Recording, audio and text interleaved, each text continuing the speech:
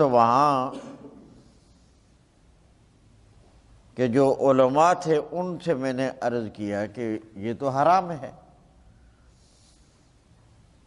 کوئی انہوں نے آگے سے بحث مباحثہ نہیں کیا۔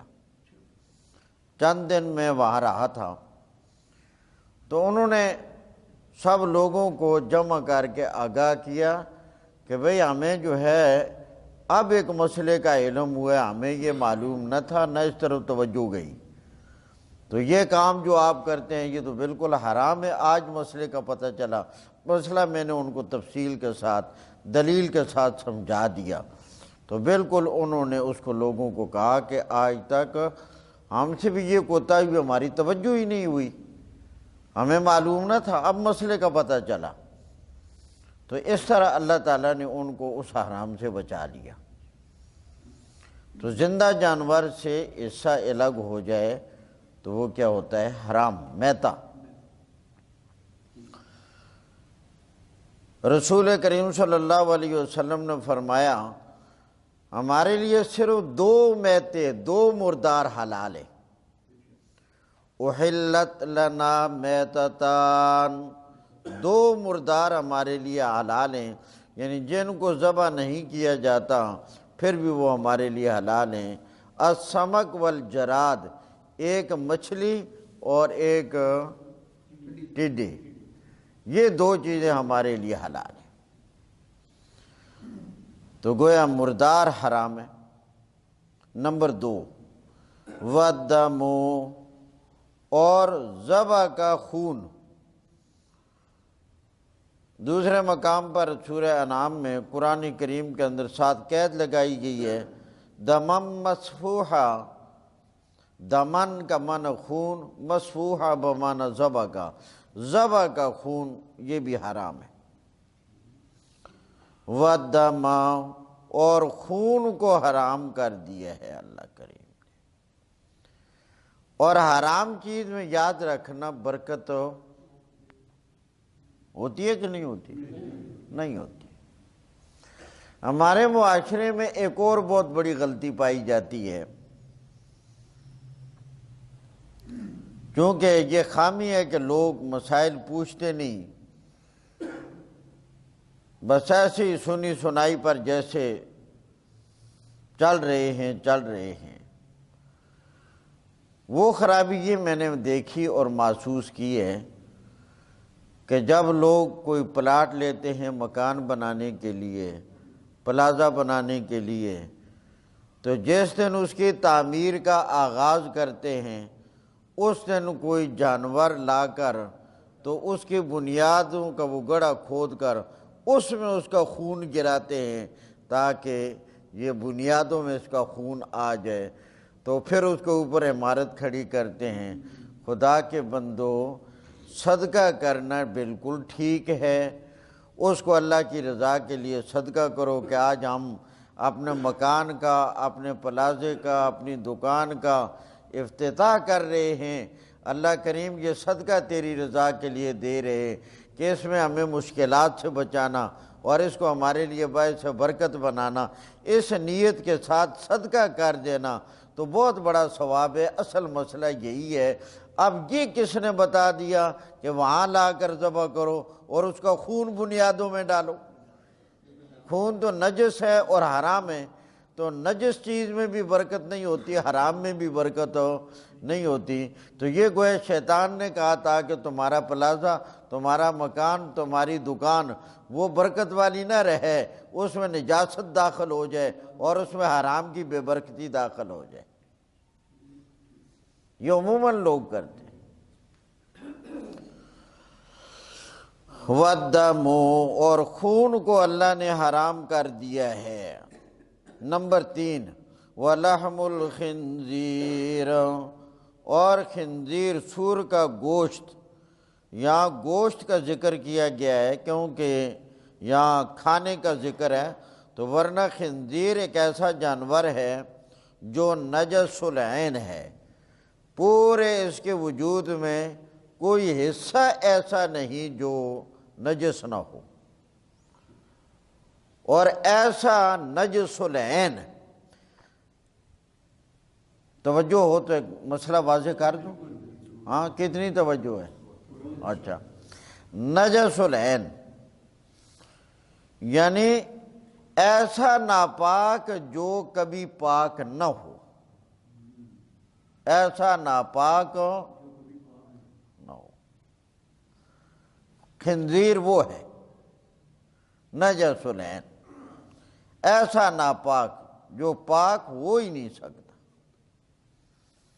کوئی صورت نہیں اس کے پاک ہونے کی. بال اس کے ناپاک، ہڈی اس کی ناپاک، چربی اس کی ناپاک. نجس العین جو پاک، پورے اجزاء سمیت ناپاک اور پاک ہونے کی کوئی صورت نہیں. اس سے معلوم ہوا کہ بعض چیزیں ایسی ہوتی ہیں کہ وہ نجس تو ہوتی ہیں، ناپاک تو ہوتی ہیں، مگر وہ پاک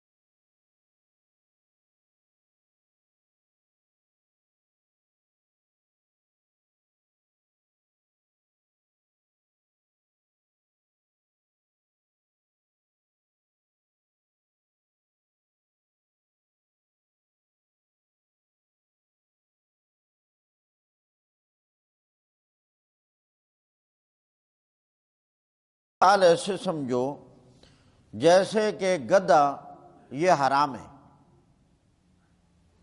آپ حیرانگی سے سن رہے ہوں گے، لاہور میں تو ہاں بڑا بہترین قیمہ بنتا ہے. تو گدھا حرام ہے.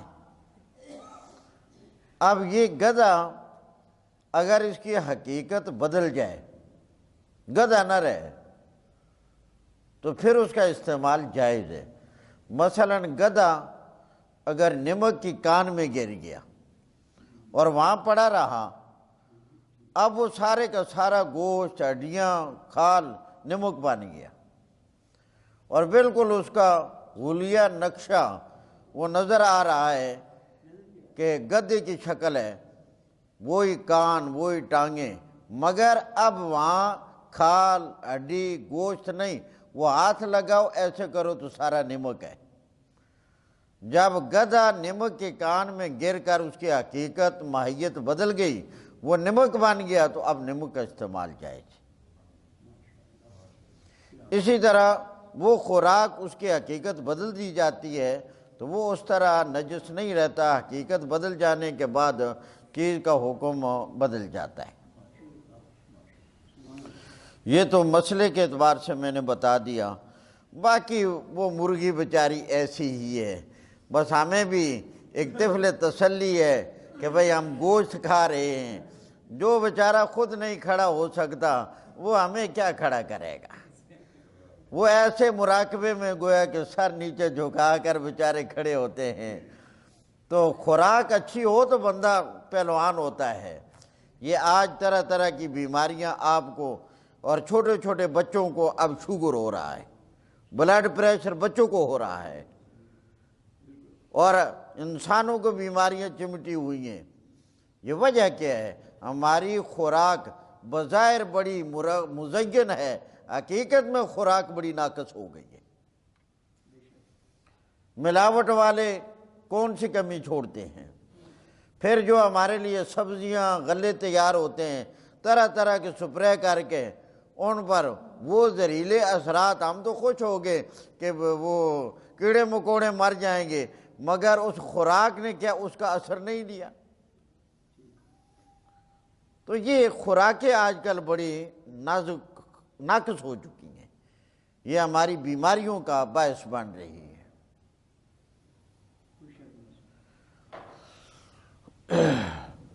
تو مرغی جو ہے نا، وہ ہے بیچاری بس نام کی مرغی ہے.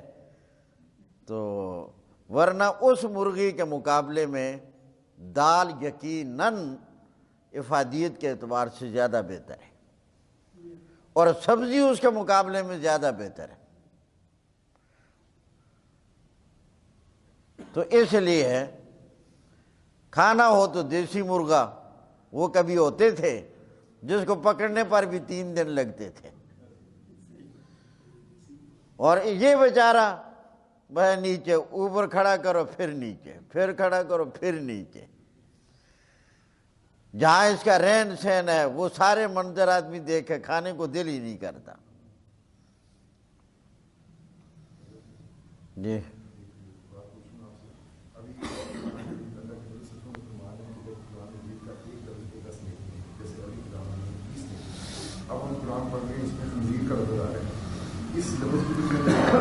جب قرآن کریم کی حیثیت سے، تلاوت کی حیثیت سے کریں گے تو بالکل ایسا ہی ہے. جی جی جی بالکل. ہاں شیطان کا بھی یہی حال ہے. وَلَحْمُ الْخِنْزِيرِ، سور کا گوشت یہ بھی حرام ہے. نمبر 4، وَمَا أُهِلَّ لِغَيْرِ اللَّهِ بِهِ، اور ہر وہ چیز جو غیر اللہ کے نام پر منسوب کر دی جائے، غیر اللہ کے نام کی نظر و نیاز دے دی جائے، وہ بھی کیا ہے؟ حرام. نیاز، منت اللہ کے نام کی.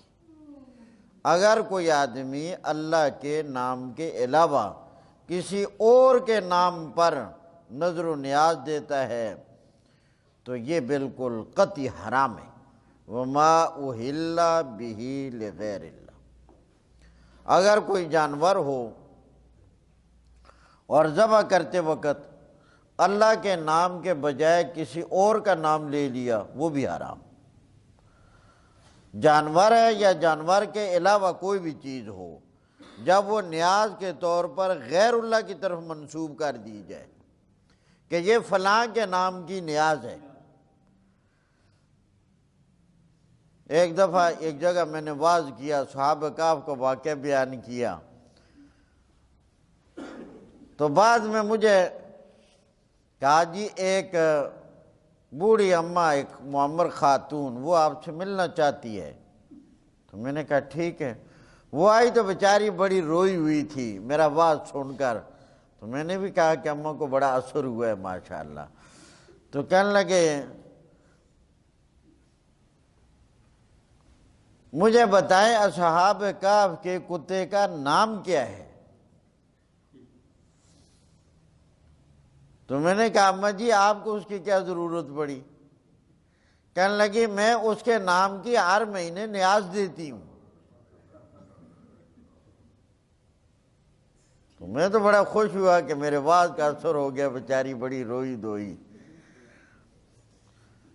تو غیر اللہ کے نام کی نیاز جو ہے وہ بالکل قطعی حرام ہے۔ وَمَا أُهِلَّ لِغَيْرِ اللَّهِ بِهِ، اور وہ چیز جو اللہ کے نام کے علاوہ کسی اور کی تقرب اور تعظیم کے لیے اس کے نام کی نیاز دی جائے۔ نمبر 5، وَالْمُنْخَنِقَةُ، یہ خنق سے ہے، خنق کا معنی ہے گلے کا دبانا۔ تو والمنخنقہ وہ جانور جو گلا گھونٹ کر گلا دب کر مر جائے، کوئی رسی وغیرہ ڈالی ہوئی تھی یا کوئی بھی صورت جس سے گلا جو ہے نا دب کر وہ جانور مر جائے تو وہ بھی حرام ہے۔ والمنخنقۃ، وہ جانور جس کا گلا دب جائے اور مر جائے۔ نمبر 6، والموقوذۃ، اور وہ جانور جو چوٹ لگنے سے مر جائے، جو چوٹ لگنے سے مر جائے، جس کو چوٹ لگی اور چوٹ لگ کر وہ مر گیا، وہ بھی حرام ہے۔ حضرت عدی بن حاتم نے رسول کریم صلی اللہ علیہ وسلم سے مسئلہ پوچھا، اے اللہ کے رسول میں شکار کرتا ہوں اور میں تیر مارتا ہوں، میرا تیر شکار کو لگ جاتا ہے اور وہ مر جاتا ہے، کیا وہ شکار حلال ہے؟ رسول کریم صلی اللہ علیہ وسلم نے ارشاد فرمایا کہ اگر تمہارا تیر وہ چوڑائی میں جا کر جانور کو شکار کو لگ جائے، جو تیر کی نوک ہے، دھار ہے، تیزی والا کنارہ اور چونچ ہے، وہ نہ لگے، ٹیڑھا تیر لگ جائے اور وہ جانور مر جائے، تمہیں ذبح کرنے کا موقع نہ ملے، تو یہ شکار تمہارے لیے حرام ہے، کیونکہ یہ موقوذہ ہے، چوٹ سے مرا ہے، یہ دبے سے مرا ہے۔ اگر نوک جا کر لگ جاتی اور تیز دھار تیر کی وہ لگ جاتی تو جو اپنی تیزی کی وجہ سے شکار کو کاٹ دیتا، فرمایا پھر تمہارے لیے حلال ہے۔ اگر چوڑائی میں لگ جائے، اگرچہ جانور پھٹ جائے، خون بھی بہہ جائے، فرمایا وہ حرام ہے، کیونکہ وہ ثقل اور بوجھ کی وجہ سے پھٹ گیا ہے، وہ تیر کی دھار نے اس کو نہیں چیرا۔ تو اس لیے فرمایا اگر تم تیر چلاؤ اور اللہ کا نام لے کر تیر کو چھوڑو، وہ اپنی نوک اور دھار اور تیز حصہ کے ساتھ جانور کو لگ جائے اور اس کو زخمی کر دے، خون بہہ جائے اور وہ مر جائے، وہ تمہارے لیے حلال ہے۔ اور جو چوڑائی میں لگے، وہ دبے سے مرا ہے، وہ اگرچہ پھٹ بھی جائے، اس کو تیر نے نہیں کاٹا، شکل اور بوجھ کی وجہ سے وہ پھٹا ہے، وہ تمہارے لیے حرام ہے۔ جی زندہ ہے پھر تو کلام ہی کوئی نہیں، پھر اس کو ذبح کر لو، پھر تو ذبح ہو گیا نا۔ ہاں باقی رہ گیا مسئلہ غلیل کا یا بندوق کا۔ بندوق سے اور غلیل سے اگر اس کو مارا اور اسی حال میں مر گیا، ذبح کرنے کا موقع نہیں ملا، تو وہ بھی حرام ہے، کیونکہ وہ بھی شکل اور دبے کی وجہ سے مرا ہے۔ اگر پھٹا ہے تو شکل ہی کی وجہ سے پھٹا ہے، دھار نہیں ہے، تیزی والی چیز نہیں ہے کہ جس نے اس کو اپنی حدت اور تیزی کی وجہ سے زخمی کیا ہو اور کاٹا ہو۔ وَالْمَوْقُوذَةُ، اور وہ جانور جو چوٹ لگ کر مر جائے وہ بھی حرام ہے۔ وَالْمُتَرَدِّيَةُ، اور وہ جانور جو بلندی سے لڑک کر اور گر کر مر جائے۔ جو بعض علاقے بلند ہوتے ہیں پہاڑی علاقوں میں، وہاں سے جانور گر جاتے ہیں، تو جو بلندی سے گر گیا اور بلندی سے گر کر مر گیا تو وہ جانور بھی حلال نہیں ہے، حرام ہے۔ یہاں تک کہ ایک آدمی نے ایک پہاڑ کی چوٹی پر پرندہ تھا یا شکار تھا، کوئی بھی جانور تھا، اس کو تیر مارا۔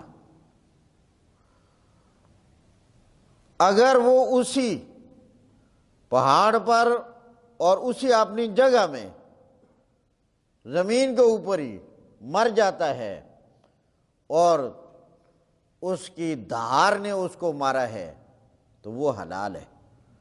اور اگر تیر لگ گیا ہے، بے شک دھار سے لگ گیا ہے، مگر وہ اس بلندی والی جگہ سے لڑک گیا اور نیچے گرا اور آ کر نیچے زمین پر لگا اور وہاں آ کر مر گیا، وہ حرام ہوگا۔ کیوں کہ اس دھار کا لگنا، اس کا تقاضا یہ ہے کہ یہ حلال ہے، مگر امکان ہے کہ یہ نیچے لگنے کی وجہ سے مرا ہو، متردیہ ہو، تو اب اس کے اندر حلال اور حرام دونوں چیزیں آ گئیں۔ تیر لگنے کا لحاظ رکھو تو یہ حلال ہے، اور امکان ہے کہ تیر کی وجہ سے نہ مرا ہو، یہ نیچے گر کر اور نیچے لگنے کی وجہ سے مرا ہو، اس اعتبار سے یہ متردیہ ہے، تو یہ حرام ہونا چاہیے۔ جب حلال اور حرام دونوں جمع ہو جائیں تو وہاں حرام کو ترجیح ہوتی ہے، تو اس لیے ایسا شکار وہ بھی کیا ہوگا، حرام نہ۔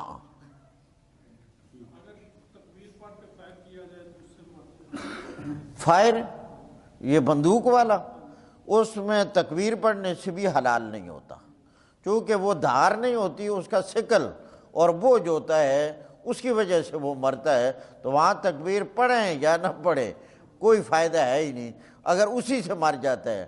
اگر فائر کر دیا آپ نے اور پھر اس میں زندگی کی رمق موجود تھی اور ذبح کرنے کا موقع مل گیا، پھر تو حلال ہونے میں شک نہیں ہے۔ میرا خیال ہے یہ ذرا آپ نے سوال یاد رکھنا، تو کل کا اگلا درس ہی اسی بارے میں آ رہا ہے، شکار کے بارے میں، تو وہاں انشاءاللہ شکار کے مسائل سارے، اور وہاں شروع کتے کے شکار سے ہو رہا ہے۔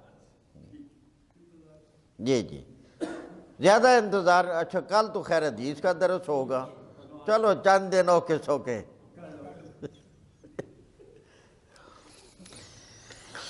والمتردیۃ، اور جو جانور بلندی سے گر کر مر جائے وہ بھی کیا ہے، حرام۔ والنطیحۃ، اور وہ جانور جو ٹکر سے مر جائے، جو ٹکر سے، جانور ایک ادھر سے آ رہا ہے ایک ادھر سے آ رہا ہے، دو جانوروں کی آپس میں ٹکر ہوگی اور مر گئی، وہ بھی حرام، اگرچہ پھٹ جائیں، خون نکل جائے۔ یا جانور تیزی سے دوڑ رہا ہے، دیوار کے ساتھ ٹکر گیا اور مر گیا، وہ بھی حرام ہے۔ یا جانور تیزی سے جا رہا ہے، کسی چٹان کے ساتھ ٹکر گیا اور مر گیا، وہ بھی حرام ہے۔ یا کوئی جانور جا رہا ہے اور گاڑی کے ساتھ ٹکرا گیا اور مر گیا، وہ بھی کیا ہے؟ حرام۔ نتیحہ جو ٹکر سے مر گیا۔ وَمَا أَكَلَ السَّبُوعُ، اور وہ جانور بھی حرام ہے جس کو درندے نے کھا لیا ہو۔ کوئی جانور ہو، درندے نے کھا لیا تو کچھ بچ گیا، اب اس کے بعد کوئی آدمی کہے چلو کچھ وہ کھا گیا کچھ کہ ہم کباب بنا لیتے ہیں، نہیں، حرام ہے۔ جس جانور کو کسی درندے نے کھا لیا ہو، بعض درندے ایسے ہوتے ہیں وہ بعض اوقات گوشت نہیں کھاتے، خون پیتے ہیں، خون اس نے پی لیا تو آدمی سوچے چلو گوشت ہمارے کام آ جائے گا، تو وہ بھی حرام ہے۔ جو کسی درندے نے کھا لیا اور کچھ بچ گیا تو وہ کیا ہے؟ حرام۔ اس کے بعد ایک استثناء ذکر کیا گیا، بڑی توجہ، اِلَّا مَا زَكَّيْتُمْ، یہ جو حرمت سے حرام چیزیں بیان کی گئی ہیں تو یہ اب تک کل 9 چیزیں بیان ہو گئی۔ کتنی چیزیں بیان ہو گئی بولو؟ حرمت سے گن لیں، 9 چیزیں بیان ہو گئی۔ 9 میں سے پہلی 4 کو نکال دیں، اس کے بعد کتنی بچ گئیں؟ 5۔ ان 5 چیزوں کے بارے میں اللہ کریم نے فرمایا اِلَّا مَا زَكَّيْتُمْ، اگر ان کو تم اتنا زندہ پالو اور اتنی حیات اور زندگی ان میں پالو کہ اگر تمہیں ذبح کرنے کا موقع مل گیا ہے اور تم ذبح کر چکے ہو، اب تمہارے لیے حلال ہیں یہ 5۔ آئی بات سمجھ؟ اِلَّا مَا زَكَّيْتُمْ، مگر وہ اگر تم ذبح کر لو ان آخری 5 چیزوں میں، یعنی منخانے کا، موقوذہ، متردیہ، نتیحہ، ما اکل السبوع، یہ 5، ان میں اگر اتنی زندگی باقی ہے کہ تم ان کو ذبح کر سکو، موقع مل جائے تو وہ حلال ہو جائیں گے۔ اس کے بعد وَمَا ذُبِحَ عَلَى النُّصُبِ، نصب اصل میں بت کو کہتے ہیں یا اس جگہ کو کہتے ہیں جہاں بت کھڑا کیا جائے۔ نصب بت یا وہ جگہ جہاں بت کھڑا کیا جائے۔ زمانہ جاہلیت میں لوگوں نے بتوں کو جہاں کھڑا کیا ہوتا تھا تو وہ جگہ بڑی عزت والی سمجھی جاتی تھی، اور وہ نظر و نیاز کا جانور وہاں لے جا کر بتوں والی اس جگہ میں وہاں ذبح کرتے اور خوش ہوتے کہ بڑی اچھی متبرک جگہ میں ہمارا جانور پہنچا اور ذبح ہو گیا۔ جگہ عزت اور احترام والی وہی ہے جس جگہ کی عزت اور احترام اللہ اور اللہ کے نبی نے بتا دیا۔ ذرا مسئلے کو سمجھنا، جس جگہ کا احترام اور عزت اللہ نے بتا دیا، اللہ کے نبی نے بتا دیا، وہ جگہ ہے عزت اور احترام والی۔ جس جگہ کا احترام اللہ نے نہیں بتایا، اللہ کے نبی نے نہیں بتایا، انسان کا خود ساختہ ہو، انسان اس کو ایک عزت والا سمجھے، جیسے بت اور بتوں والی جگہ، اس کو اللہ نے تو احترام والا نہیں بنایا، رسول اللہ نے تو اس کا احترام نہیں بتایا، لہٰذا کوئی آدمی وہاں لے جا کر کوئی نظر و نیاز پیش کرے گا وہ بھی ناجائز ہوگی، اور اگر جانور کو وہاں لے جا کر ذبح کرے گا تو وہ جانور بھی حرام ہوگا۔ آئی بات سمجھ گئے؟ بالکل یہی مسئلہ اور یہی حال ہوگا اگر کوئی آدمی اولیاء اللہ کے مزاروں پر اور اولیاء اللہ کے قبروں پر اگر جانوروں کو لے جا کر وہاں تعظیم کے طور پر ذبح کرے گا تو یہ بھی وما ذبح علی النصب کے اندر شامل ہے۔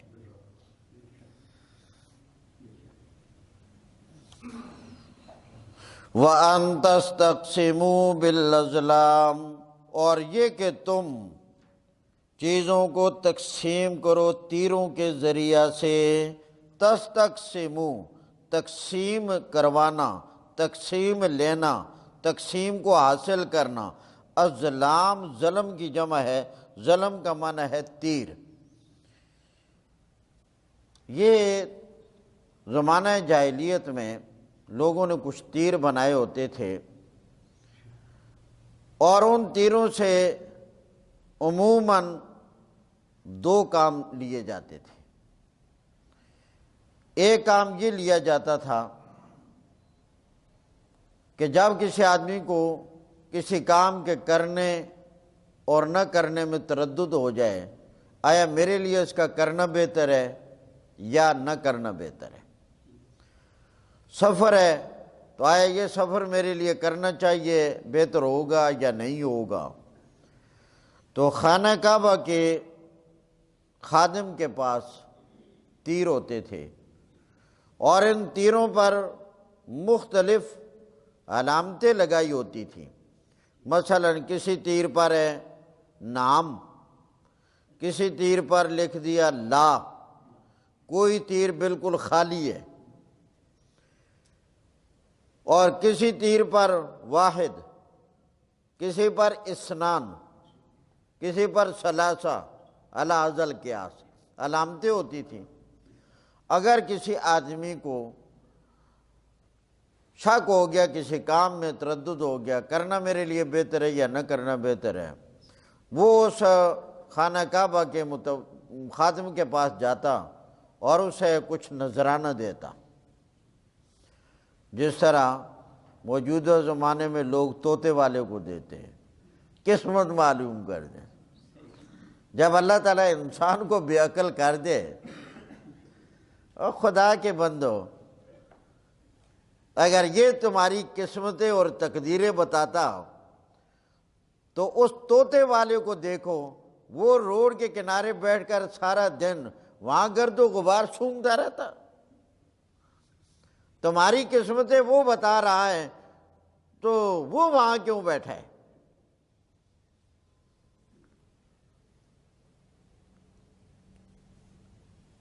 اس طرح تو آپ 10 لفافے بنا لیں اور بیٹھ جائیں کہ جی یہ میں نے آپ کی تقدیر بنائی ہے، 10 روپے لیں۔ عقل کام نہیں کرتا۔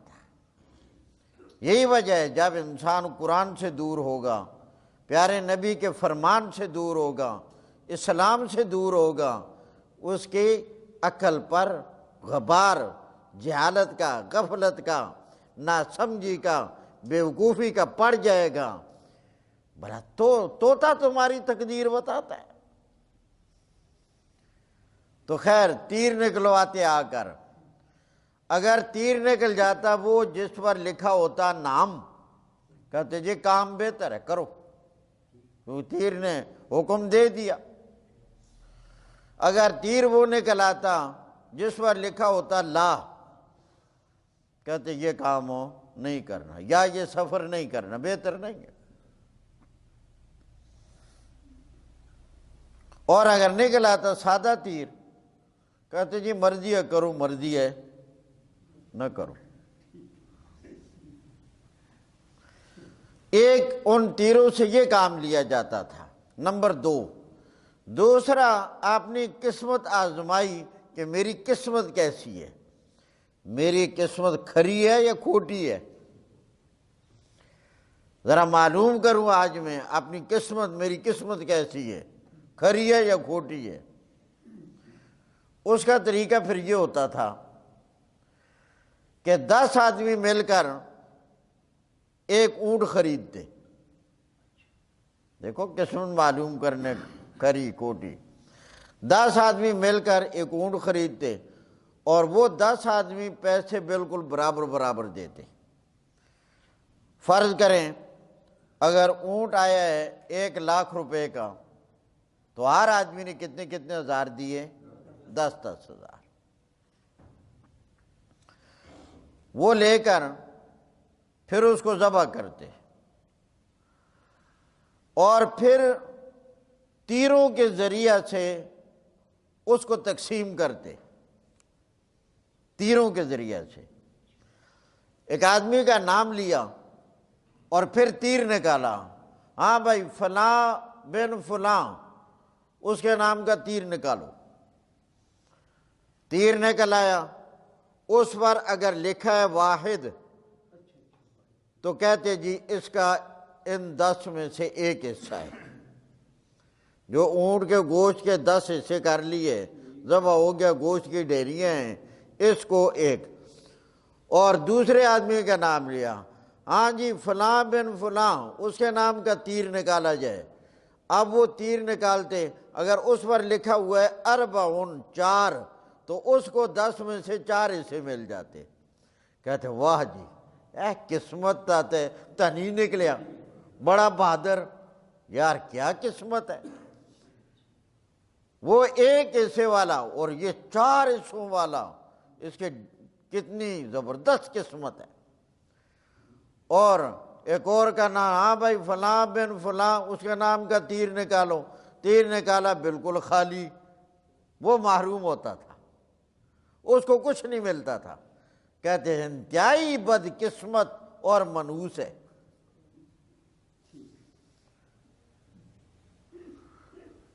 اب یہ قسمت معلوم کرنے کا طریقہ تھا اور اس گوشت کو وہ شرکاء استعمال نہیں کرتے تھے. اب کہتے یہ غریبوں میں صدقہ ہوگا. اللہ کریم نے فرمایا یہ حرام ہے. یہ کیا ہے؟ حرام.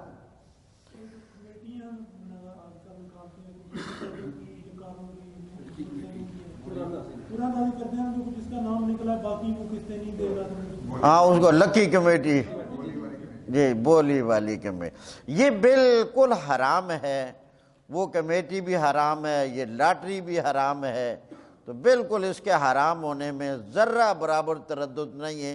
یہ بھی قرآن کریم کے اسی لفظ کے تحت وَأَن تَسْتَقْسِمُوا بِالْأَزْلَامِ، اس کے تحت شامل ہے. تو یہ بھی بالکل حرام اور ناجائز ہے.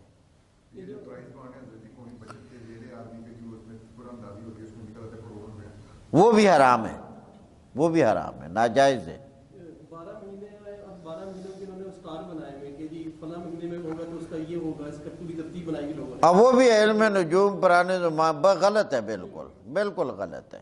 انہی چیزوں سے تو رسول کریم صلی اللہ علیہ وسلم نے منع فرمایا ہے کہ نجوم پر بھی یقین نہ رکھو. جو کائن غیب کی خبریں بتاتے ہیں ان پر بھی یقین نہ رکھو. جو تمہارے ہاتھ کی لکیریں دیکھتے ہیں ان پر بھی یقین نہ رکھو. اور طوطے شریف پر بھی یقین نہ رکھو. 10 آدمی کمیٹیاں ڈالتے ہیں اور پھر پرچیاں ڈالتے ہیں، جس کی نمبر آ گیا ہو اس حساب سے اس کا ایک ہے تو پہلے وہ لے گا، وہ ہے تو 2 بار وہ ٹھیک ہے. ایسے تو سب ہاں وہ بالکل درست ہے، وہ بالکل جائز ہے. چونکہ انہوں نے صرف آگے پیچھے وہ کمیٹیاں باری باری آئیں گی مگر دینی ہر ایک نے مکمل ہے. تو یہ بالکل جائز ہے، اس میں کوئی قباحت نہیں ہے. استخارے کا تصور کہاں سے؟ یہ اسی سے ہے.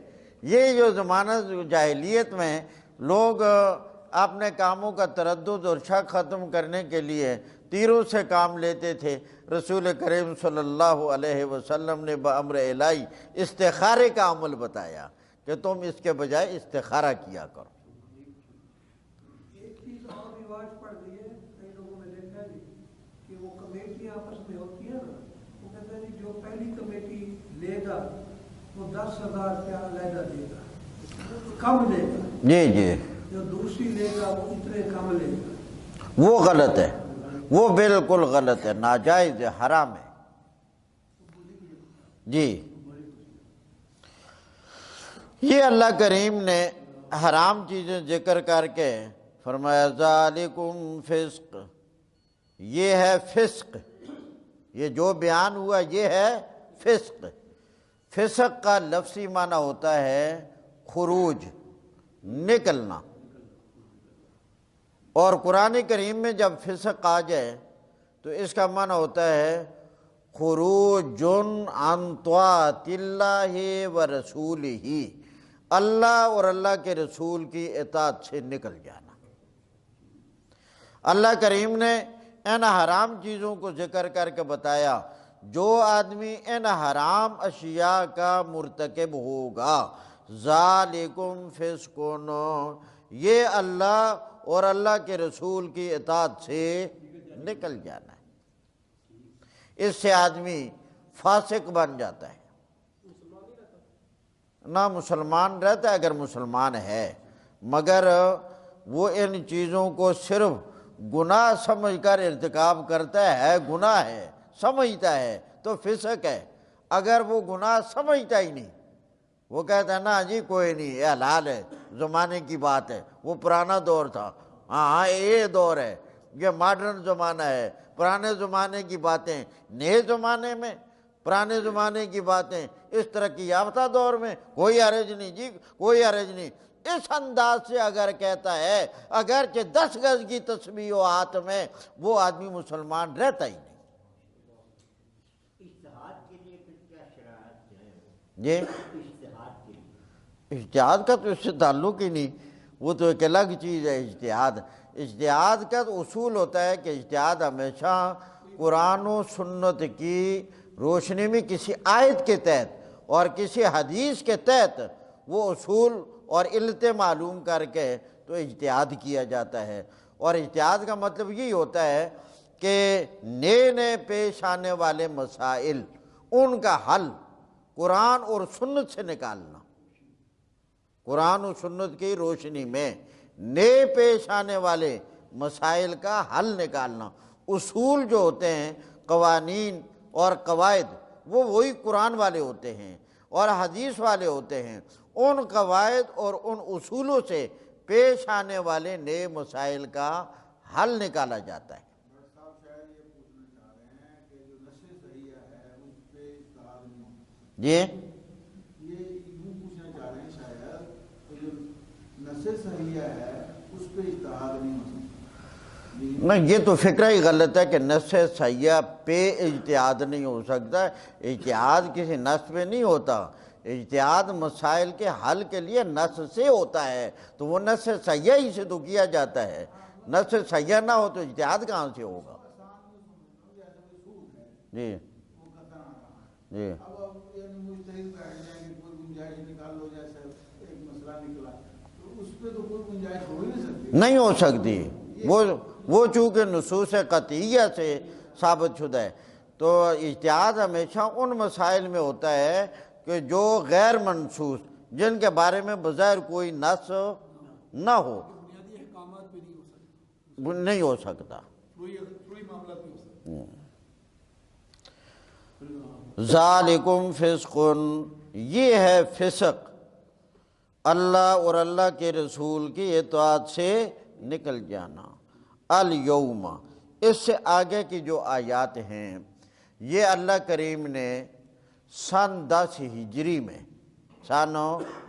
سن 10 ہجری میں حجۃ الوداع کے موقع پر، جب نبی کریم صلی اللہ علیہ وسلم تمام صحابہ کرام کو لے کر میدان عرفات میں موجود تھے اور حج کا رکن اعظم ادا کیا جا رہا تھا، سن 10 ہجری 9 ذوالحج، میدان عرفات، صحابہ کرام کا مجمع، میدان عرفات میں جبل الرحمت پر عذبا نامی اونٹنی پر جمعے والے دن عصر کی نماز کے بعد یہ آنے والی آیت الیوم سے آگے کی آیات نازل ہوئی۔ الیوم آج کے دن یعنی 9 ذوالحج میدان عرفات بروز جمعہ،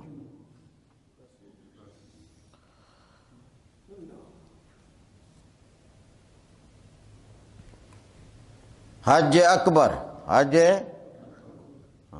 یہیں سے یہ وضاحت بھی کر دوں کہ لوگوں میں اور عوام میں یہ ایک غلط بات مشہور پھیلی ہوئی ہے، کس کس بات کا ازالہ کریں، کس کس کو سمجھائیں کہ جب جمعے والے دن 9 ذوالحج آ جائے تو کہتے ہیں جی اس سال تو حج اکبر ہے۔ یہ بالکل غلط ہے۔ 9 ذوالحج ہفتے کو آ جائے تب بھی حج اکبر ہے، اتوار کو آ جائے تب بھی حج اکبر ہے، بدھ کو آ جائے تب بھی حج اکبر ہے، منگل کو آ جائے تب بھی حج اکبر ہے۔ وہ تو اتفاقاً رسول اللہ صلی اللہ علیہ وسلم کے زمانے میں جمعے کا دن تھا، چونکہ اس زمانے میں ایک ہوتا تھا حج اصغر اور ایک ہوتا تھا حج اکبر۔ عمرے کو کہا جاتا تھا حج اصغر، اور عمرے کے مقابلے میں حج چاہے وہ کسی بھی دن کا آ جائے وہ کیا ہوتا تھا حج اکبر۔ تو لہٰذا یہ کہنا کہ جب جمعے کو آ جائے بڑے خوش ہو کر بڑے لکھے پڑھے لوگ کہتے ہیں جی اس سال تو حج اکبر ہے، میں نے اس سال حج کیا تھا جب حج اکبر تھا۔ اور خدا کے بندو، میرا رب ہر حج کو حج اکبر کہتا ہے، تمہیں یہ اتھارٹی کس نے دی کہ تم کہو جی میرا حج اکبر تھا باقیوں کے اصغر ہے؟ ہر حج کیا ہوتا ہے؟ حج اکبر ہوتا ہے۔ جو لوگ اس کو صرف جمعے کے ساتھ خاص کریں جب 9 ذوالحج آ جائے، یہ 110% غلط ہے۔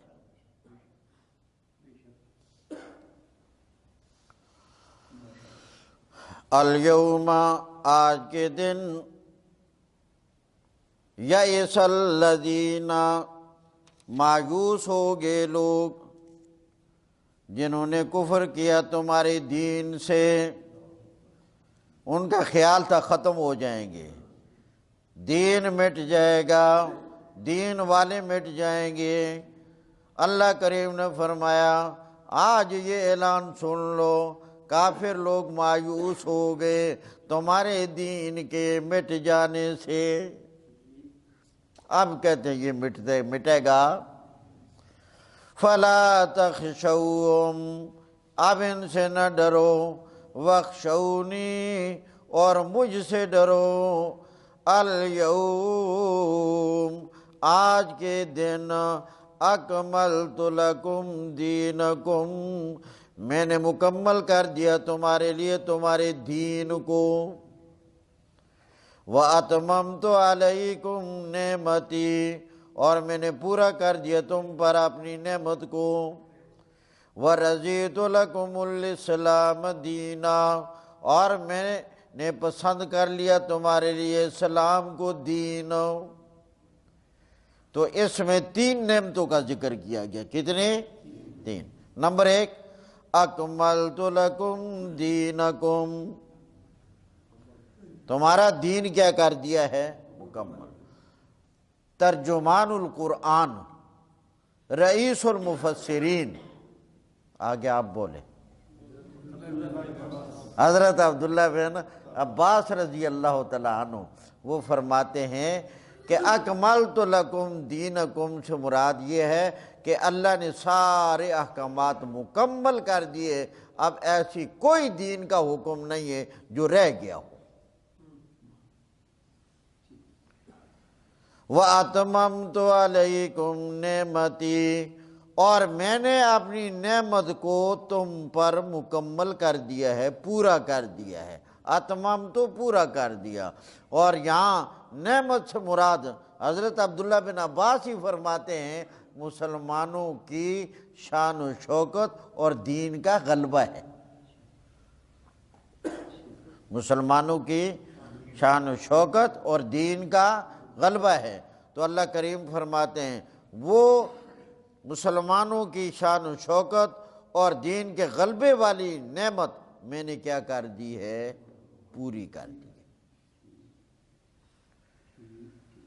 تو الیوم اکملت لکم دینکم، اور یہاں یہ بھی یاد رکھو جب دین کا ذکر کیا تو فرمایا دینکم، تمہارا دین، یہ نہیں فرمایا دینی، ایسے نہیں کہا، بلکہ دینکم، تمہارا دین۔ اور جب نعمت کی باری آئی تو وہاں اللہ نے کہا نعمتی، نعمتکم نہیں فرمایا، نعمتی، وہاں دینکم، یا نعمتی، کیوں؟ اس لیے کہ دین فعل ہے بندوں کا، دین فعل ہے بندوں کا، نماز دین ہے، نماز کس کا فعل ہے؟ حج دین ہے، حج کس کا فعل ہے؟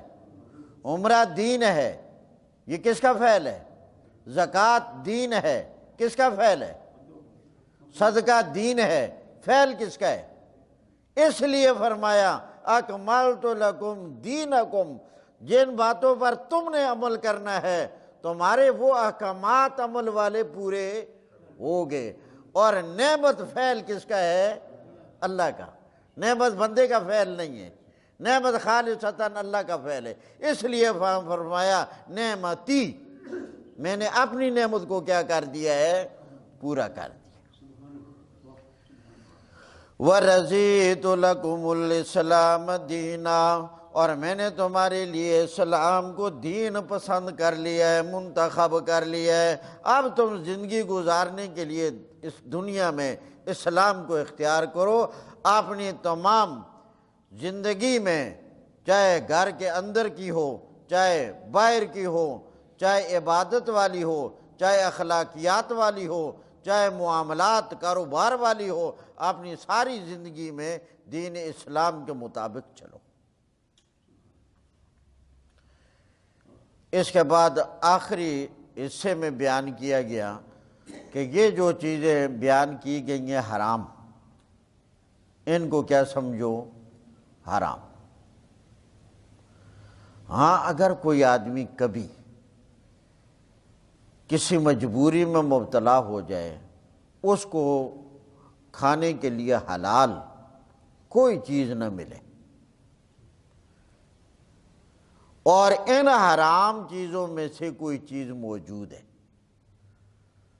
اب اگر یہ آدمی اس حرام چیز کو استعمال کر لے تو زندگی بچے، اگر استعمال نہ کرے تو اس کی زندگی ختم۔ تو اللہ کریم نے فرمایا ایسی مجبوری کی حالت میں اپنی زندگی بچانے کے لیے اس کو استعمال کر سکتے ہو۔ اس میں سب چیزیں، اس کے باوجود اگر وہ یہ نہ کھائے تو مجھے موت قبول ہے۔ جی یہ بھی درست ہے، یہ یعنی اس رخصت پر عمل کرنا ضروری نہیں، یہ ایک اجازت ہے، رخصت ہے۔ اگر آدمی اس رخصت کو نہیں اپناتا تو اس کے لیے یہ اجر ہے۔ اگر آدمی ہوٹل تو کھانا کھاتا ہے جی وہ پتہ ہی نہیں کی کھا رہے نہیں کھا رہے، اس کے لیے بہتر یہ ہے کہ شک شبے سے بچو، وہاں کے روسٹ موسٹ نہ کھائے جائیں، دال کھا لیں، سبزی کھا لیں، اس میں کوئی شک نہیں۔ دوسرا یہ گھروں میں بڑا ہوتا ہے جی، آ رہے ہیں کھیر آ رہی ہے، چاول آ رہے ہیں، وہ بھی کوئی پتہ نہیں کیا۔ اچھا گمان رکھو، کھاؤ۔ جب کسی چیز کے بارے میں یقیناً معلوم ہو جائے کہ یہ غلط ہے، اس کو نہ کھایا جائے۔ جب یقیناً معلوم نہ ہو، تحقیق میں پڑھنے کی بھی ضرورت نہیں ہے اور کھوج لگانے کی ضرورت بھی نہیں ہے، اچھا گمان رکھ کر استعمال کرو۔ فَمَنِ اضْطُرَّ فِي مَخْمَصَةٍ، جو مجبور ہو جائے بھوک میں، جو مجبور ہو جائے، اضطر مجبور، مخمصہ بھوک، غیر متجانف الاسم، نہ مائل ہونے والا ہو گناہ کی طرف، یعنی لذت کے طور پر نہ کھائے، اور جتنی مقدار سے جان بچ سکتی ہے اس سے زیادہ بھی استعمال ہو نہ کرے۔ فَإِنَّ اللَّهَ غَفُورٌ رَحِيمٌ، اگر کوئی اس رخصت پر عمل کر لے گا تو تردد دل میں نہ رکھے، اللہ بخشنے والا ہے، اللہ رحم کرنے والا ہے۔ اللہ ہمیں سمجھ نصیب۔ الحمدللہ رب العالمین والصلاة والسلام علی سید الانبیاء والمرسلین۔ اللہم احسن عاقبتنا فی الامور کلہا واجرنا من خزی الدنیا وعذاب الآخرہ۔ شاہین صاحب کے ایک دوست ہے، ان کا بیٹا بیمار ہے، دعا کرے اللہ تعالیٰ اس کو صحت کاملہ نصیب کرے۔ تمام حاضرین میں جو بیمار ہے یا اللہ سب کو صحت نصیب فرما۔ گھر میں اعزا اقارب رشتہ داروں میں تعلق داروں میں جو بھی بیمار ہیں میرے اللہ سب کو صحت کاملہ نصیب فرما۔ یا اللہ ہمیں حرام سے بچنے کی توفیق نصیب فرما، رزق حلال کی کشادگی نصیب فرما۔ اللہم احسن عاقبتنا فی الامور کلہا واجرنا من خزی الدنیا وعذاب الآخرہ برحمتک یا